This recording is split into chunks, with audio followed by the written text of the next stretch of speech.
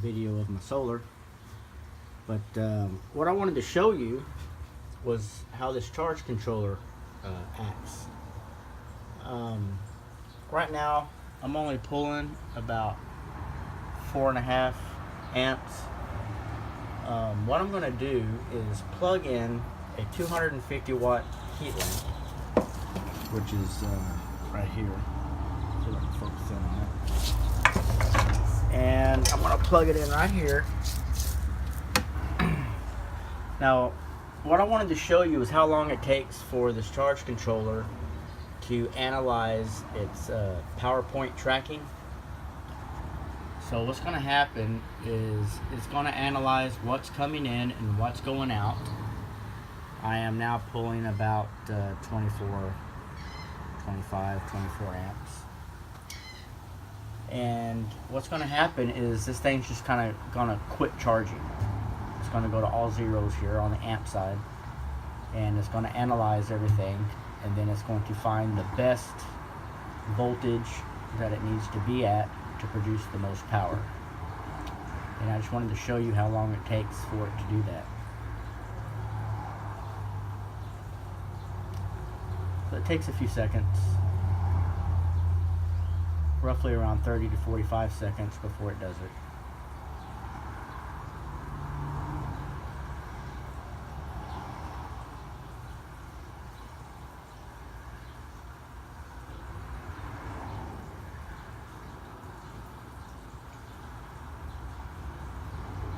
Taking a little bit longer than I thought. I tried it just before the video to see how long it would take, and it did it just a little bit sooner. But let's just see. I believe it's going to do it. Still pulling about 24, 25 amps there. Oh, look at there. As soon as I look away, it does it. Okay. So it goes to all zeros, so it quits charging altogether. And now it's going to analyze what's going on. It's going to see what's coming in and what's going out, and it's going to find the best spot to charge at.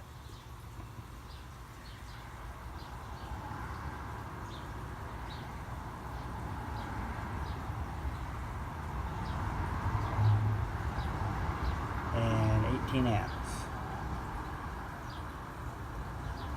Pulling 25, but the only reason I'm getting 18 amps is it's about 5:30 in the afternoon. The sun's usually right there, but it's way over there now. And the reason my amps have jumped up so much since my last videos is because I've added 2 more of the monocrystalline panels to go along with my Harbor Freight panels. I also like to note, these are about a year old now. I've noticed they're pretty weather beaten. They're they're made of plastic. They're working just fine as far as I know, but they're just really weather beaten. I don't know how long these are actually going to last. I get up here and hose them off every once in a while, but the plastic on them is really getting kind of bad. I'm not sure how long these connectors are going to last. Little bulbs still light up in there. So, but anyway, I've added a couple more of those monocrystallines, so that's why my amps have jumped up. Excuse me as I come down the ladder.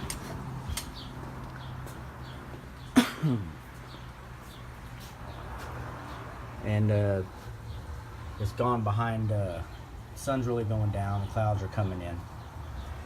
Now what I find very nice about this controller here is it's a 30 amp charge controller. And a couple of days ago I was in here messing around. I hooked up a fan and I hooked up this light, and I was drawing about 40 plus amps here. And right there, that's the cool part, I was getting 29.6 amps. So that's exciting because usually you don't get full output of something. You know, they always claim, you know, that oh, you're going to get so much power out of something, but you don't really get it. And for me to get, you know, right at the 30 amp mark with this charge controller is very exciting. So this charge controller to me is worth every dollar. As you grow with your panels, you know, I made a video a while back. It's called Maxing Out Harbor Freight Panels. Everybody told me I needed to get an MPPT, and you know, at just, you know, 200 watts, it just wasn't feasible to buy one of these because I hooked it up and I didn't really gain anything. But as you grow and get a lot more panels, and it's definitely worth it, of course. These little charge controllers that come with those Harbor Freight kits would never last. And now that I'm not using a whole lot of the Harbor Freight much, because it looks like they're just going to die off from age, I don't think they're going to last, you know, another year. They'll just quit working. I don't think they're made for 24/7 use. My wife decided to go ahead and grow some little plants here with a little LED light that's hooked up to the power inverter, and it runs 24/7. So this is her little project. She's got all kinds of little vegetables and herbs and stuff she's growing here. I find this little light right here, you can get at Walmart for 19 bucks. It is strictly LED. It's really cool.